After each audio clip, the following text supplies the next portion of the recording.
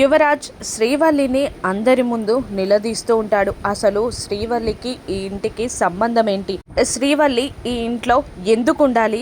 శ్రీవల్లిని ఇప్పుడే ఇంటి నుండి గెంటేయాలి అని పట్టుపడతాడు యువరాజ్. అప్పుడు జగదాత్రి శ్రీవల్లి అత్తయ్య కూతురు యువరాజ్ అని అనగానే దానికి సాక్ష్యమేంటి అని నిషి నిలదీస్తూ ఉంటుంది. ఫోటో అని జగదాత్రి చెప్పగా ఆ ఫోటో తప్ప వేరే సాక్ష్యం ఏదైనా ఉందా అని నిషి అడుగుతూ ఉండగా సైలెంట్ అయిపోతుంది జగదాత్రి. కేదార్ కూడా చూస్తూ ఉండిపోతాడు.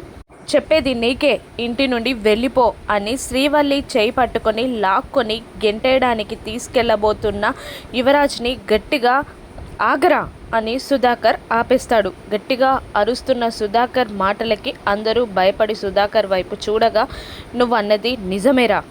శ్రీవల్లి ఏ హక్కు లేకుండా ఈ ఇంట్లో ఉండడానికి వీల్లేదు అని అనగానే వాళ్ళ మాటలకి సపోర్ట్ చేస్తున్నారని యువరాజ్, నిషి, వైజయంతి సంతోషపడగా వాళ్ళ సంతోషాన్ని గంగ పాలు చేస్తూ, అందుకే రేపే శ్రీవల్లికి ఈ ఇంట్లో ఉండడానికి అన్ని అధికారాలు హక్కులు ఇస్తాను అని గట్టిగా అరుస్తాడు.